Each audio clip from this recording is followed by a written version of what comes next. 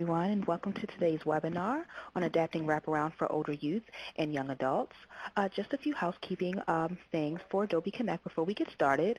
Just a reminder, we do have all the lines on mute. We have a pretty large group today, so if you have any questions or comments, please go ahead and chat in the public chat box, and we'll make sure that your questions are addressed during the Q&A portion. Also, if you are having any technical difficulty, please also address that in the public chat box, and we'll make sure to address your needs as soon as possible.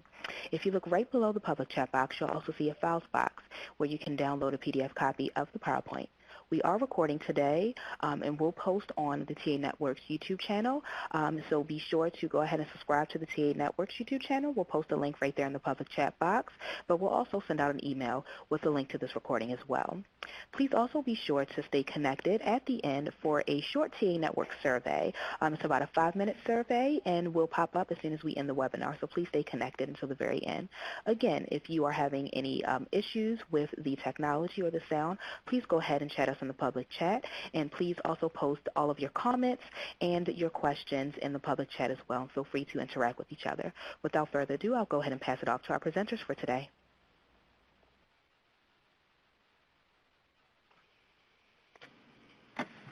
Hello, everyone. This is Janet Walker. Good morning and happy holiday season. I was watching just now as people were introducing themselves. The scroll was going by. I see lots of friends and colleagues. So hello to everyone out there, friends old and new.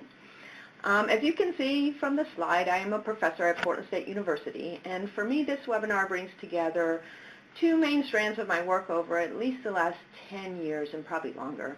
On the one hand, as director of the Research and Training Center on Pathways to Positive Futures, which has a focus on improving outcomes for older youth and young adults with serious mental health conditions. And on the other hand, my long connection to the National Wraparound Initiative, which works to ensure the conditions for high-quality, high-fidelity wraparound programs.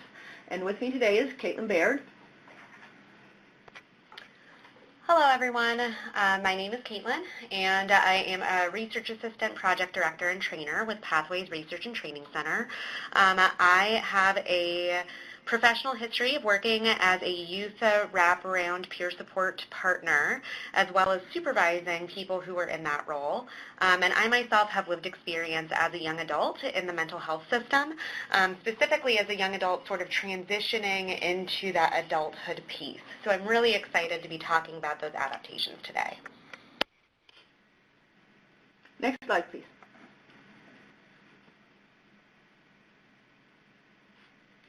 So just a little bit of an agenda of what we're going to be talking about today. So in the first part of the webinar, we are going to be describing main findings from a research project that we've been working on for a little over a year now. And that is focused on some interviews that we did with providers who work within programs that provide wraparound exclusively or at least substantially to older youth and young adults. And according to them, we'll be summarizing some of what they shared with us about key differences between this population and younger children in wraparound, and also how these differences impact the wraparound process. Then we'll be turning to the implications of the answers to these questions. So what do they tell us about the adaptations that people are making, how optimal those adaptations are, et cetera, and also what are the implications for issues related to model specification and fidelity. And then we'll also be talking a little bit about next steps, what you can do, what we're planning to do, and as mentioned by Chara in the beginning, we definitely encourage your questions and also comments into the chat box. We don't have time necessarily to get to all of them, but we're very interested in your thoughts and feedback, so please put them in there, and we will definitely pay attention. I also do want to direct you to the fact that a lot of this information and even some more information and background is available in a report that we have just released today. I believe there's a in the chat box somewhere is a link to that. It's on the Pathways website, so if you Google Pathways RTC, all one word, you should turn it up right away if you can't find a link for some reason.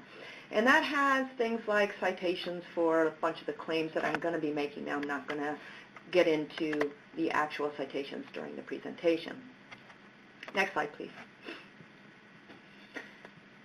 So what we do know from being around the country a lot and from our work in wraparound and systems of care, and specifically focus on older young people. Systems of care are increasingly serving young people up to 21 and even 24 years old, and increasingly also using wraparound to work with young people with the highest levels of need.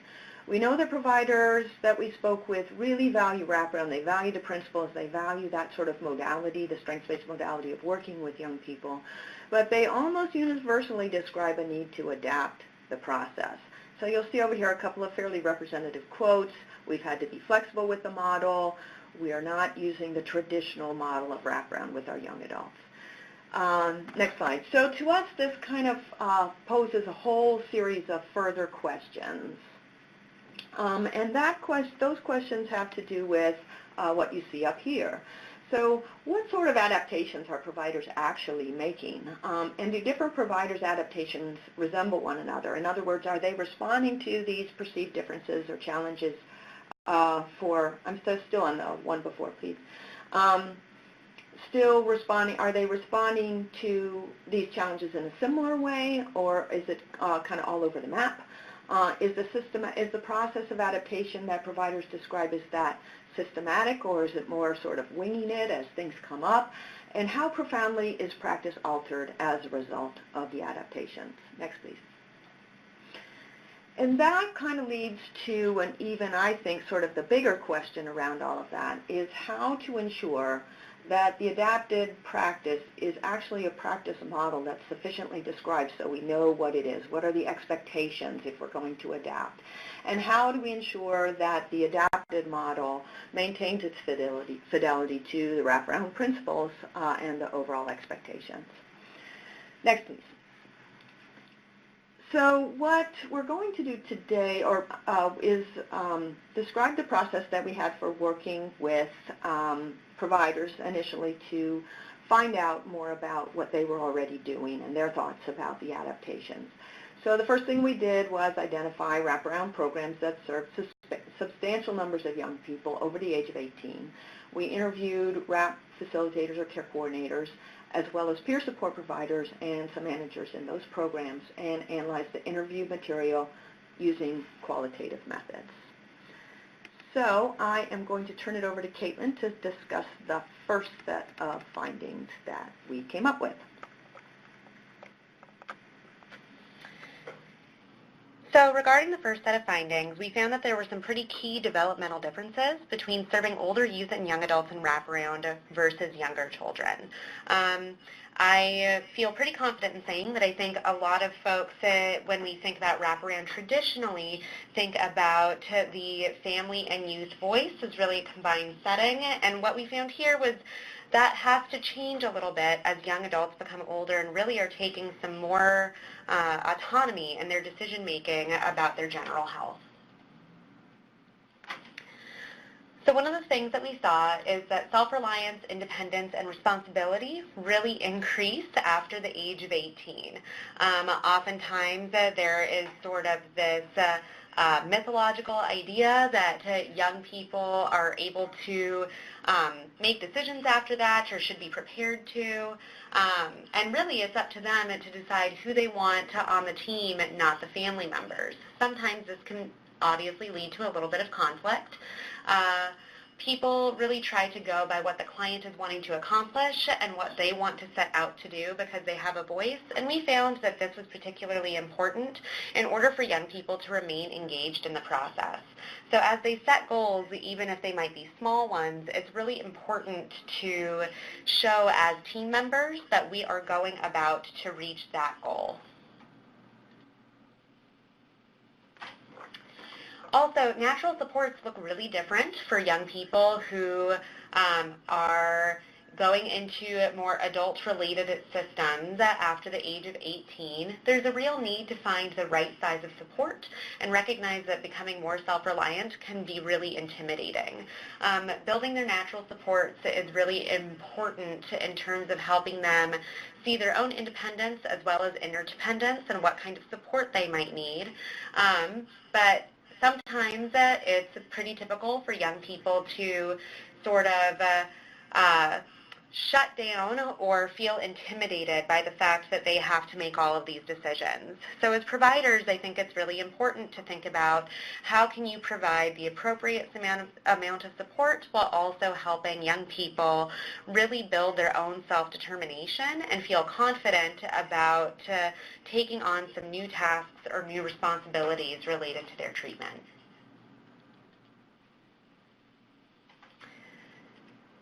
Something else that we thought was really important and that we heard a lot about was a lot of young people who are systems experienced haven't had a lot of practice in self-reliance.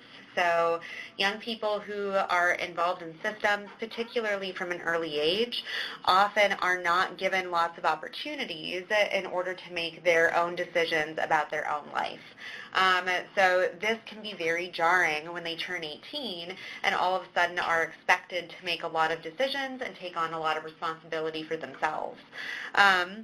This increase in expectation and responsibility obviously can be extremely stressful and can be a catalyst for disengagement. So we found that it was important for providers to maintain sort of a balance between support and self-reliance.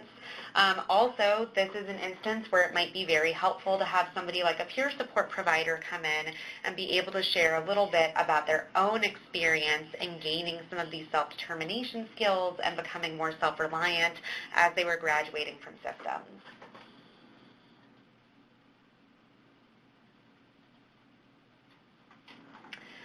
Something else that was fairly common is networks of natural support really change for young people as they get older. It's not so much reliant on their family members, particularly biological family, but natural supports can be people like their boyfriend, their girlfriend, partner, their family, or their friends and family of choice. Also, it's pretty typical to see that natural supports might be relatively thin for a young person. We might see only 1 or 2 natural supports, if any at all. I know in my own experience as a youth wraparound support provider, working with older youth who may have had lots of friendships and natural supports in that light, they oftentimes did not want to invite those people to their meeting because they thought that it was fairly personal and still something that was rather intimidating, I think, for them to loop in other supports or even ask for help in that way.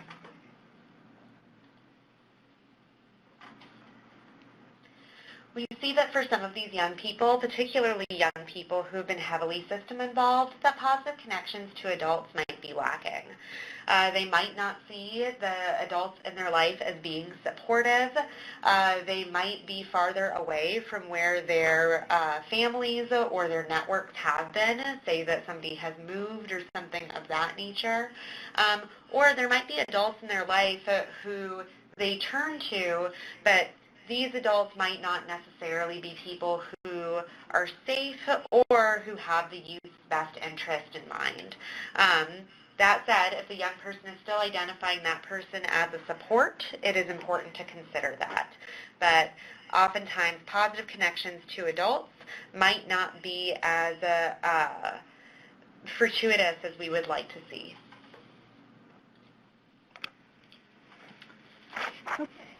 So, as I mentioned up front, the second sort of chunk of the webinar is, again, according to Wraparound providers, so we're mostly reporting here on what providers have been telling us. How do developmental differences, these ones that we've been talking about, how do they impact the wraparound process so that it looks different for older youth and young adults than for children and families? And what we did find was that providers were very consistently saying quite similar or even the exact same things from one person to the next. Next slide, please. So possibly the most consistent and very insistent thing that we heard from providers was that the process absolutely must be youth and young adult driven. And there were a variety of reasons that people provided for this. And they're kind of overlapping to a certain extent. So the first reason would be that it's developmentally optimal. It's super important at this point in life for young people to learn the skills that they need for running their own lives. And as Caitlin mentioned before, a lot of times we have highly systems experienced young people whose ability to kind of be autonomous has been impinged upon, either because people around them feel that they're kind of at risk, or because of kind of rules and regulations and expectations of systems themselves. Of course, then there's also the legal reason that young adults are entitled to run the process over the age of 18, and then a very pragmatic reason that I think was actually the one that we heard the most. And this is certainly very consistent with experience that we have had here at Pathways as well, that if young people don't honestly think that services are responsive to what they want to work on, to their priorities, their perspectives, and their preferences, they just won't come back. And so if you aren't operating in that way, you're not likely to have a lot of clients to work with. So these are reasons. All of these came up very frequently, and you can see that last one represented in the quote in the box. And that's, it's very important for these reasons to be considered. We know that this is the population overall that's the hardest to attract to services and to retain as well. Next slide, please. So I don't think this is actually only for young adults, but really for any of us, that we would not feel comfortable having a bunch of other people discussing the intimate details of our lives in sort of a public forum. And so again, here are some fairly representative quotes from our interviews. I know they're not always comfortable with people sitting around a table and talking about them, so to speak. And the second quote, young people are really sick of having people intimately in their business. I think what's interesting about both of these quotes is that they pretty much imply that to some extent this is either a common experience or the experience of young people they're thinking about in the past, that somehow it's really going to be this sort of invasion of privacy to be a part of Wraparound or a part of services. And somehow providers of Wraparound for youth and young adults need to be able to provide a different kind of experience of services and to be able to inspire some confidence in the young people that this is not what they're going to be finding if they have a team and a team meeting. Next, please. Another aspect of the difference in team composition that was frequently noted was that teams are likely to be smaller. And this is for several main reasons. I think we have kind of representative, again, quotes here. The first bullet is that once young people get over 18, a lot of providers are not mandated or funded, and so they tend to drop away, and so there just aren't as many professionals kind of with their hat in the ring. It also, again, it sort of becomes up to the young person who they want to invite, and sometimes they don't want to invite their parents, whereas typically with older youth and young adults, we see it as pretty mandatory for that team to include not just the family, but also the youth. Next, please. So I think the other thing that a lot of people talked about was that there was that because of these issues that we've just been discussing, that the initial work of Wraparound might be kind of extended and be a longer time where the young person is working with the facilitator and the peer support provider, and that really the focus is on building a team, and that it just may take more time to do that. And I think what we see in the first quote there is that some of that work is building awareness with young people that they actually do have people in their lives who could be helpful to them in their team, and helping them kind of figure out who that might be. And then some of it, I think, is more represented in the second quote, is to really get to work on the plan and to have the young adult, again, experience that it's helpful, and that at that point they're ready, they're prepared, they have a little more confidence in the practice and the people that they're working with, the team, the care coordinator, and the peer support provider, that they're ready to sort of see that it might be helpful to have other allies in on the planning process. Next, please. So some providers also described a team that was more flexible, with some people being on the team only part of the time. So kind of a consistent core with some other people that might go in and out. And again, this was partly maybe a pragmatic reason that those people don't really have time to be on all the team meetings. or that they just weren't needed for a certain goal. And so you see that in the first quote, that there was maybe a matter of once a particular goal is attained or completed, then that person doesn't necessarily need to be on the team afterwards.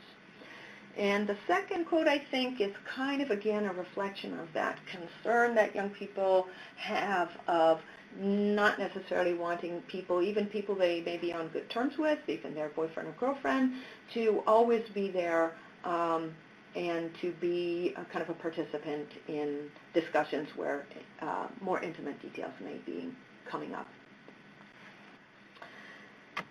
Next slide, please. I think Caitlin is taking over again. Thanks, Janet. So as you can imagine, with sort of the makeup of the actual team looking different, collaboration looks really different as well. So generally with older youth and young adults, we see that there are fewer team members who have authority or mandates, such as a child welfare caseworker or maybe a juvenile justice officer. So there's less need to integrate viewpoints from people who are, quote, required to be there.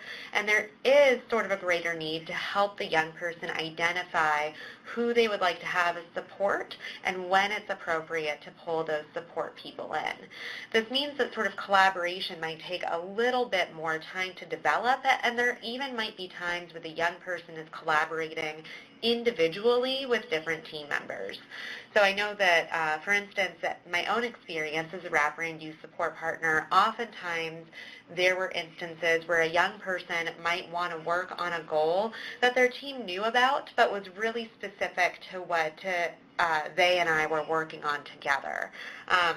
And it didn't need to necessarily pull in the entire team or be approved by anybody or things of that nature. And in these interviews, we saw that there was some of that as well, that maybe the young person was working individually with a peer support, working individually with the care coordinator, and there was less of a need to collaborate with the team in its entirety. That said, there are some times, I think, where while this can be liberating for young people, it can also be intimidating. I have definitely worked with young people who have appreciated having lots of minds in the room in order to help them work on a goal or an idea. So it really is driven by the young person, how they want the collaborative process to look.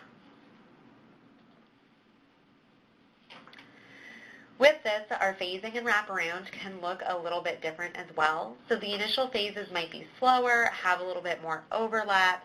You might find that maybe you're having to go back to certain phases, and I think that that is definitely okay. One example might be for team formation, which normally happens by the early part of the initial plan development. It might be a little delayed until some goals have already begun or the young person already starts working on some activities in order to reach a goal and learns how to trust the process a little bit. So in the meantime, the facilitator or the peer support provider might work with the young person in order to build that trust, identify natural supports, help the young person see benefits of engaging people in their lives. Also, it's really important, I think, for a lot of these young adults to see that the process is going to look different. I know that we talk a lot about the different phases in wraparound being something that is a little bit linear. I know that also we talk a lot about how the young person needs to be working on their goals with the team, but it might be important to sort of prove to the young person that this is going to be a different process for them, and the best way to do that is to help them achieve an activity or a goal before pulling in other team members.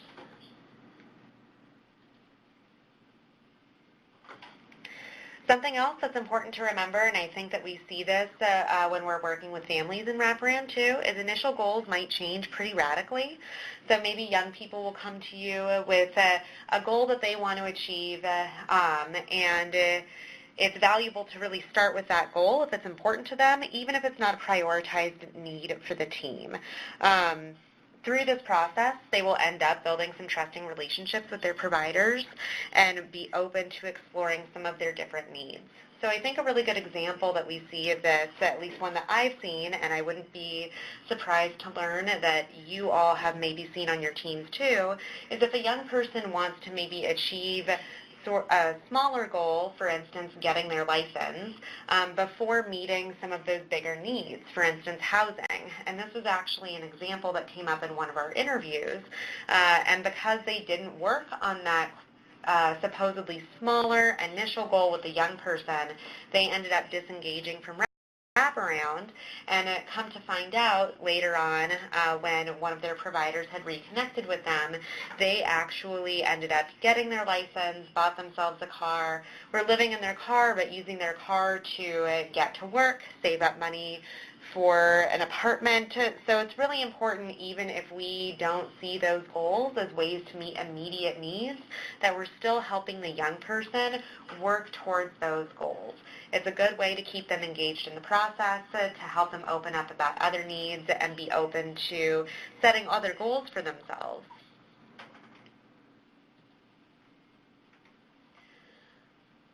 Another thing that's important to keep in mind for older youth and wraparound is that there's a real focus on skill building and self-determination. So sometimes it takes really teaching or showing young people how to make or set goals. Again, oftentimes we're working with young people who have spent a lot of time in different systems and so maybe haven't had the opportunity to really learn about how to set goals and activities related to those goals, identify correct support, make appropriate decisions for themselves. So it's not always accomplishing the goal, but setting the process and having them learn what that process looks like so that eventually when providers are not a part of their life, they're able to go forward and do that themselves. So oftentimes this involves maybe a provider, whether it be a wraparound care coordinator or facilitator or a peer support provider or somebody else identified by the youth, going with them, taking and showing them how to do things, and then they know how to do it. I know an example that I have from when I was working with young people is that a lot of young people were trying to get their first jobs, and so we would go together to do things like pick up applications or write a cover letter or a resume, and then once they went through that process once with me or another provider, they were able to sort of take up the mantle, know how it works, and go and do it themselves. So there's a real focus on skill building and sort of building some of those healthy self-determination skills for young people during this process. Something else that we heard quite a bit of is that peer support played a really key role. It's seen as uniquely valuable and important, and I think a lot of that is because peer supports are really able to bring a different perspective to the team, and additionally, they're able to help the young person engage by sharing a little bit of their own experience and also sharing how this process might look a little bit different for young people. It's not about young people being told what to do, but young people being actively solicited to drive their planning process. I think that peer support specialists also help ease some of the worry or intimidation that youth might feel by taking on more responsibility for themselves, by helping walk alongside them in that process. So a lot of the folks that we talked to when they were talking about serving older youth, especially in wraparound, they highlighted peer support as something that was uniquely valuable, and it really helped their teams be more successful.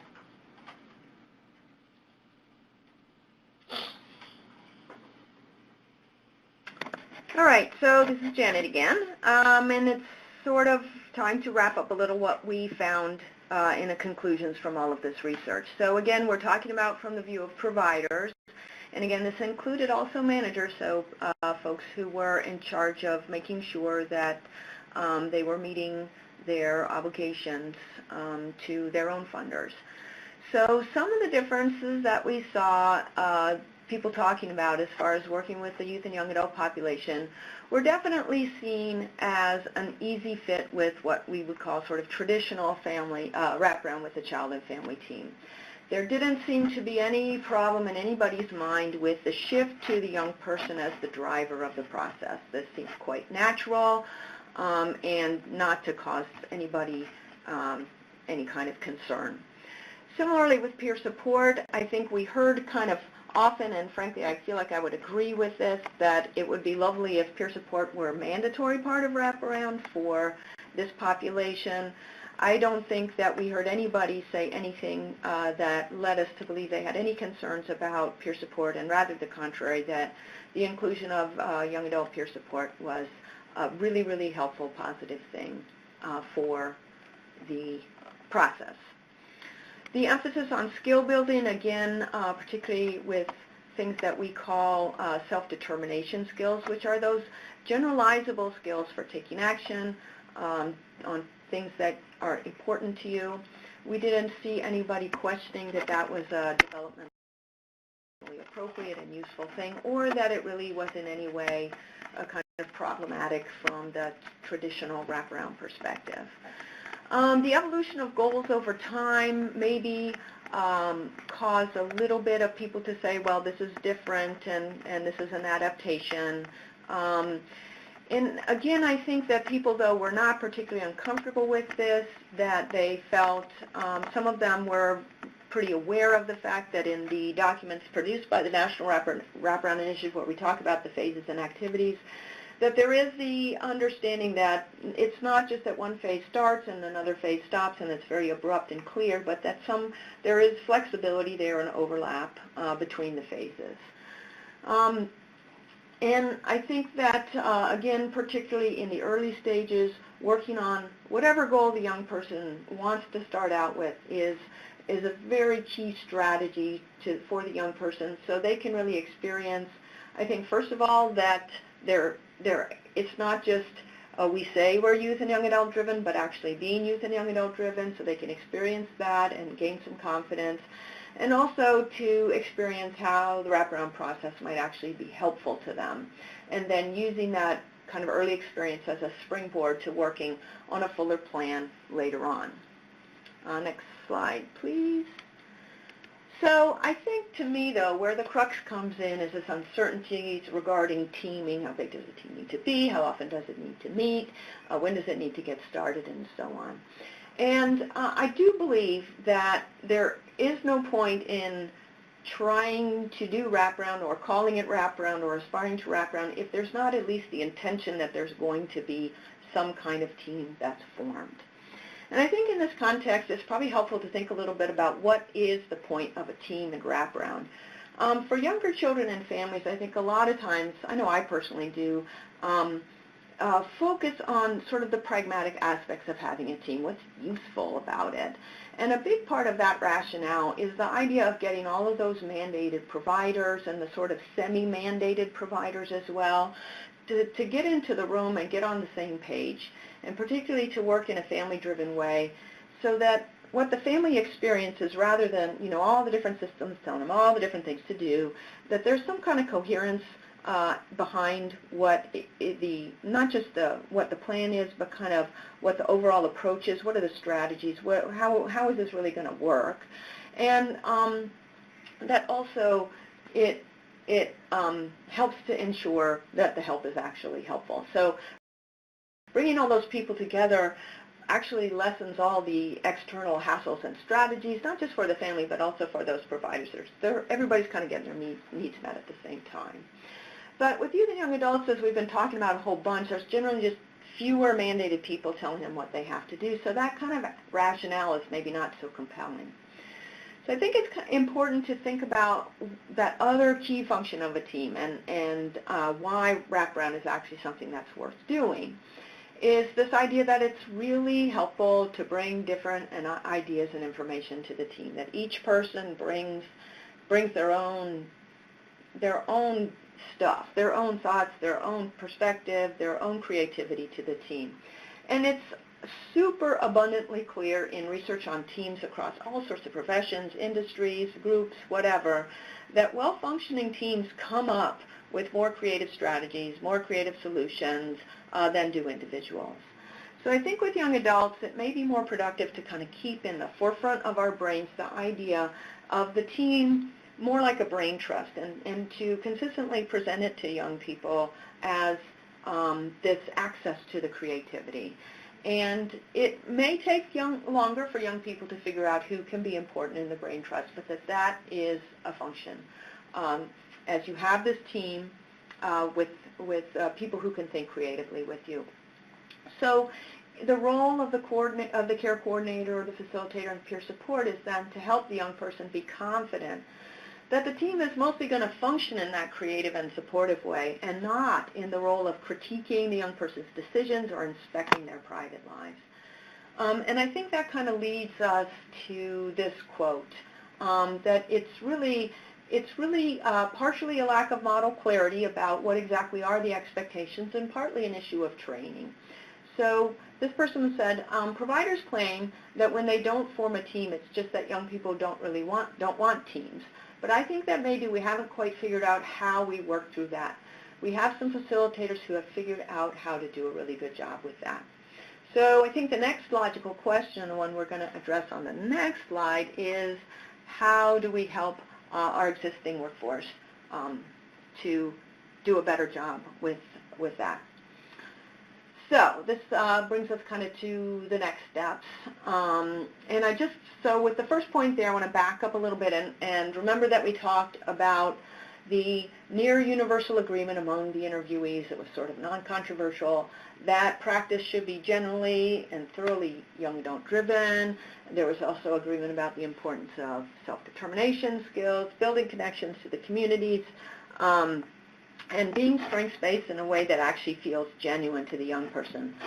And we've done quite a bit of research on this in Pathways, and again, I suggest if you're interested in the citations or looking into this more, that you might be interested in accessing that report that I was talking about earlier. I think our early research showed that facilitators are generally somewhat confused about not the value of teaching self-determination skills, but exactly how to do it. So that's one piece that is kind of confusing to them. I think the other thing is, and we've done a lot as part of our training in the AMP, the Achieve My Plan process that we've done, a lot of looking at video recordings of direct practice between providers and young people. And that I think it's sort of underappreciated how difficult and nuanced it really is to interact with young people in a young adult-driven way. And what we find is that while a lot of people do a lot of stuff well, a lot of people also do some of that more subtle stuff not so well. And I think that it's super important to build those skills and awarenesses of the more subtle and nuanced aspects of youth-driven or young adult-driven practice, because I think young people at that age are very sensitive. Young people who've been in systems are very sensitive to when people are telling them what to think or what to do, even if that might not be the intention or the felt intention behind that. So we have worked on this Achieve My Plan, which is actually itself developed specifically as an enhancement for Wraparound. And we have done a study of it you can read about in the report. And the idea here is to really just focus on these particular skills that I mentioned. And so if you are interested in training that really focuses in on, again, youth and young adult driven, teaching self-determination skills, building community connections, and working with strengths, then you could look into this training. But the training, beyond the training, on the Pathways website and connected to the various other websites that I'll be presenting in a moment, we've created a bunch of other materials as well, including tip sheets, we have guides, we have research, etc. So I would encourage you to take a look at that stuff as well. Again, peer support training, as we mentioned, everybody is pretty positive on peer support training. We have training for peer supports that kind of goes alongside with the AMP, which is, again, a model that we have done some research on for enhancing peer skills for working specifically with youth and young adults. And again, on the Pathways website, we've developed some materials to go along with that. We have just tip sheets. We have a little brief kind of friendly publication that's called What is Peer Support and What is Not Peer Support. So there are things there on the website. I think beyond that, where I have felt responsibility going forward is to work with our colleagues and the folks that have been part of this research process to bring the attention of the NWI and NWIC more clearly into creating a little bit more guidance around the issue of what the expectations are for teams and for phases of wraparound. And so our goal, which has really emerged directly from the need that came out of this research, is to create a guidance document on teaming and phasing that will be available, we're hoping, in the spring of 2019. And then I would like to remind everyone that annually we have the National Wraparound Implementation Academy. It's going to happen again this year. There's already, I think you can even, well, I'm not sure if you can register yet or not. But anyway, the information is all up there. And we have always had a youth and young adult track. I'm assuming that we will be highlighting this guidance document. We will get it done. And that we have always had, like I say, a focus on youth and young adult issues. So next slide, please. This slide shows the NWIC Save the Date there, September 9th to 11th, 2019. There's the website for that. We also have the Achieve My Plan website that you can access there. Those are links, I believe you can just click on them right in the presentation. Here is the next slide, has the pathways, link to the pathways, RTC. Again, you can also just Google that really easily. It's not exactly up to date because I know that the top thing there now is the new research report that I was talking about. And also there are multiple resources available through the National Wraparound Initiative. And I believe that brings us to the end of our formal presentation. We can do some questions and comments. And I am looking at these. I encourage you to, there's not a whole lot here, so I encourage you to type in if you have questions or comments.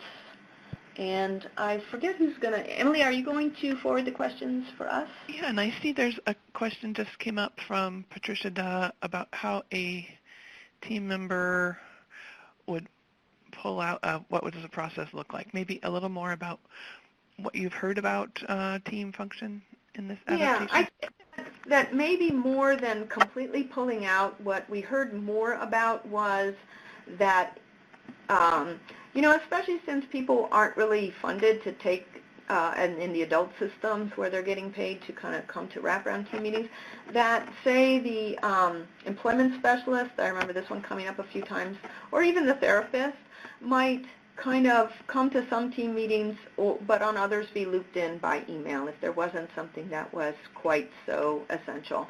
But that there might be a specific focus on kind of gathering everybody to certain meetings, and then maybe more just the core subset of people in between. I don't know that it was official coming in and pulling out. I think there's a fair amount of flux on any wraparound team, so I don't think that's really that different, or, I mean, certainly not categorically different from what might not happen on a child and family team. Excellent. We have another question from Cassie Davis asking for your opinion on what makes wraparound work for teens. Sure. So, you know, again, I actually have a lot of opinions on this, but I do think even for, so we're talking about teens, I think perhaps we're talking about young people up kind of approaching 18, and then it's a little bit of a different story after 18, because that's where I start kind of referring to them as young adults, even though obviously that whole adulting processes kind of takes place over time. But we have a ton of research and products on this. I think that we found that it fell into a number of different categories. Part of it had to do with the meeting itself, and part of the intervention that we developed, the Achieve My Plan intervention for Wraparound, was really focused on helping the young person to kind of take control of the agenda building, and to be able to, prior to the meeting, be able to figure out what they wanted to say for each item that was coming up on the agenda, and to work with someone as part of that preparation to anticipate uncomfortable things that might come up, how are they going to handle them, and whether the young person needed support from the meeting facilitator, care coordinator, peer support provider, et cetera, during the meeting.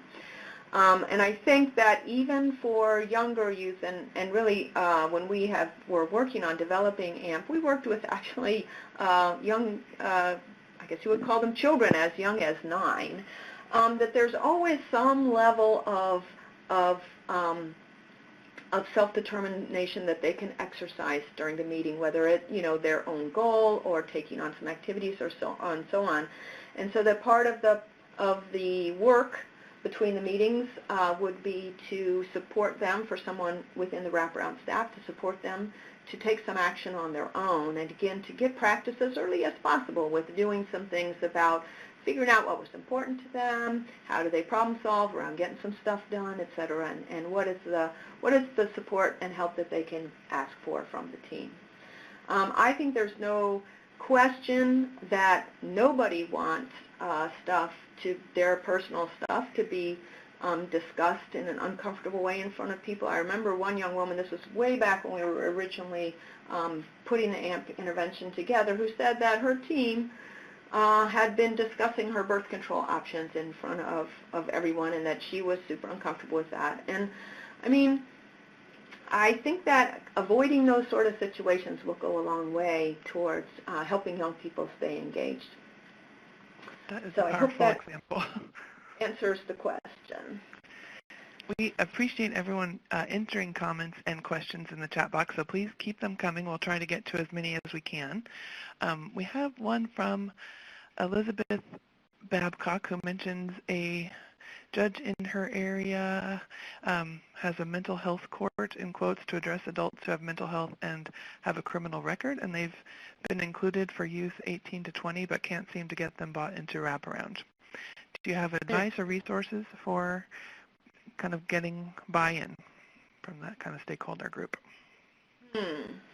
Well, that's an interesting question. It's fairly specific. Maybe too specific. Okay. I think partially it's, individual people have skepticism kind of rooted in their own experiences, and sometimes it's a little hard to tell where it's coming from and what makes them so skeptical.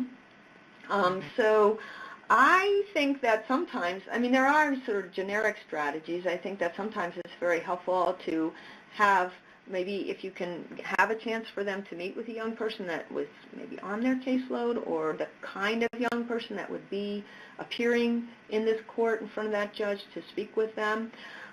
Certainly there are other judges across the country who are super supportive of Wraparound, and it might be helpful for that person to speak to a colleague. Those are good suggestions.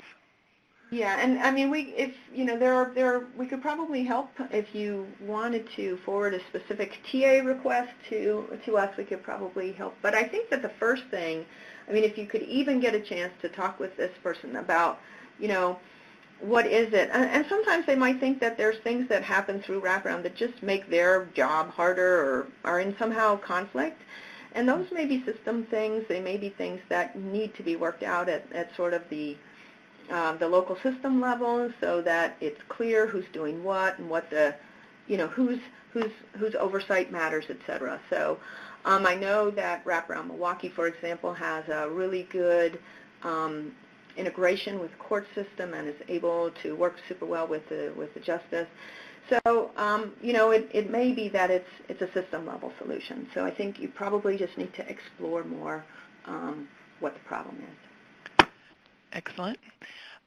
We have a request for addressing a challenge when providers are concerned about excluding parents when they are still legally guardians for decision making. What do you recommend for providers in that situation? Right. Well, I don't think anybody is advocating for excluding parents when they legally have to be there. I do think it can be difficult, and I think that especially for older youth, I think we heard a lot about the idea of kind of not insisting in the beginning but bringing the parents in later.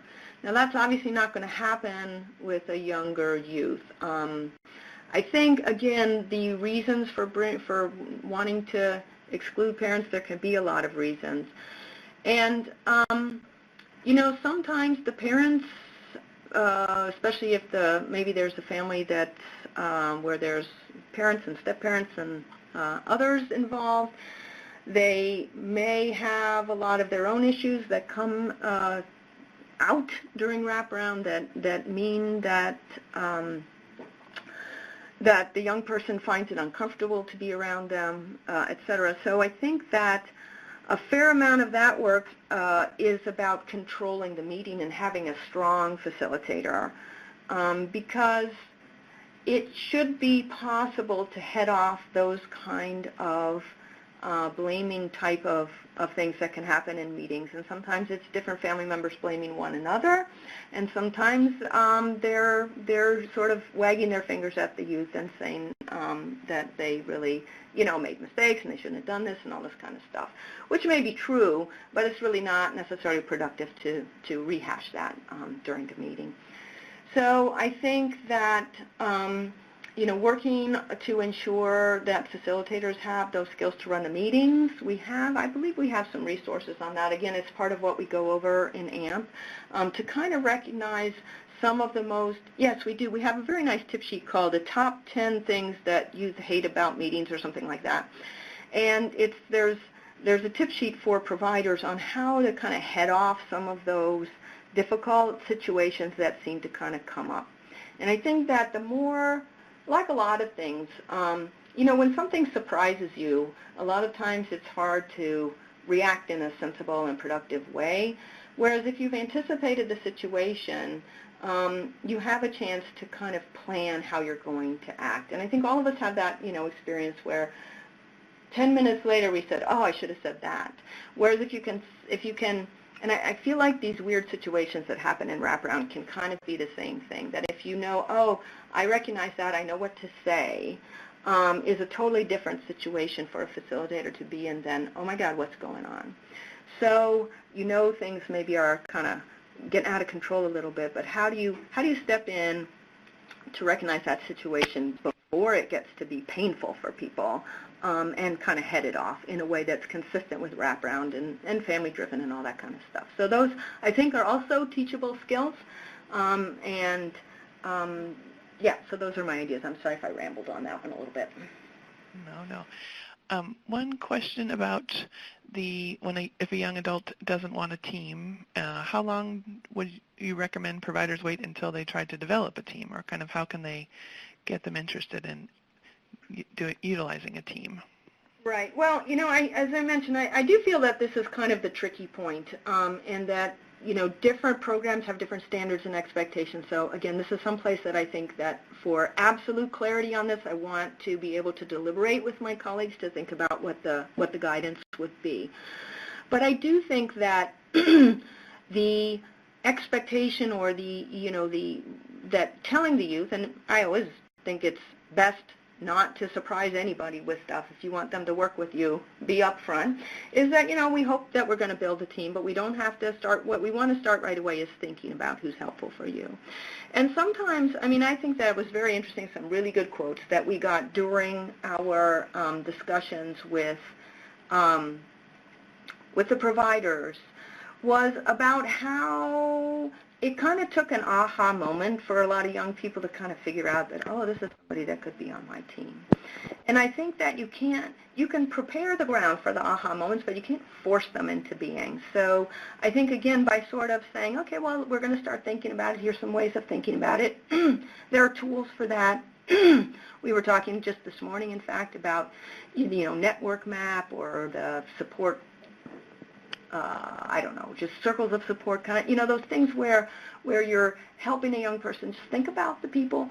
And I feel, again, that just, especially, with our youth and young adults, and not pressuring but supporting is always kind of maybe a more productive way, and just to kind of help them think about it and say this is the goal, but not just sort of forcing it down their throats, is probably a way to start team building, even if the team doesn't start accumulating from the very get-go. Excellent. We've had a request for a good source for a tool on teaching self-determination to older youth. Perhaps that's within the AMP. It is within AMP. I'm sure there must be other things out there. It's just not really like clicking for me right now. So, yeah, I mean, I love AMP, so I talk about it all the time. But I'm sure there must be other self-determination curricula out there. I do think that one thing, again, that we discovered with Wraparound generally, but particularly when we were doing the research related to AMP, was that, it would be helpful for adults around young people to have a clearer idea of how to teach self-determination. I think that's one thing to provide, and I think a lot of wraparound teams do this, provide the conditions where young people can practice those skills, but they're not necessarily focusing on the teaching per se, so that the learning of those skills is generalizable. And so in AMP, for example, we do a lot of labeling. Remember this, we give them kind of funny names so that they will be memorable.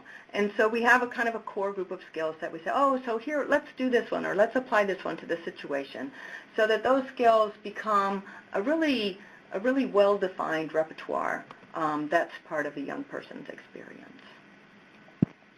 Excellent. We've had a question about recommendations for continued education for wraparound facilitators, which would be a nice reminder about the Academy. They say, we've trained facilitators, however, there does not seem to be a protocol for continued education.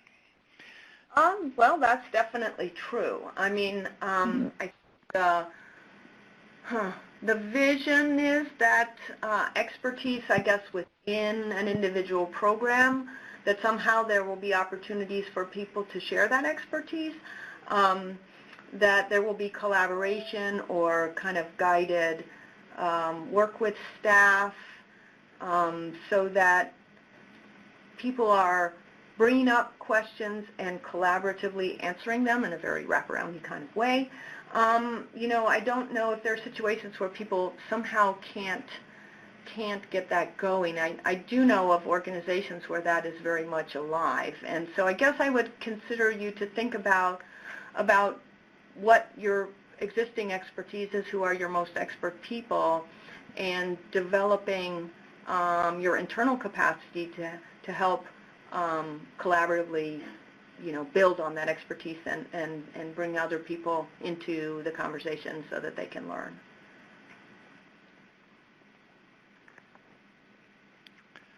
Great. Oh, I do have one other suggestion, actually. We have a nice report that's on the NWI website that is about coaching and training for care coordinators. And I do think that one of those is the kind of ongoing part of kind of continual, the sort of last stage of coaching and training or of full expertise, does discuss having ongoing opportunity for observation of practice, so that even your most expert people are engaged with others in their own, I'll call it their own brain trust. I mean, everybody benefits from having some other people thinking about what they're doing and what they're thinking about. So I would maybe refer you to that document as well. That's the training, coaching, and supervision for wraparound facilitators. Exactly. Thank you. Cool. I will post that in here. Well, it looks like we're about to the end, and I think we've gotten to most of the questions. So this might be a good time to go ahead and wrap up. I want to remind everyone to please stick around and take the 5-minute TA Network survey. And thank you so much, Janet and Caitlin, for a wonderful presentation, and to all of these participants. And I did just want to mention also, give my thanks out to all the people that were part of our research. They're incredible people that had lots of really cool ideas and were willing to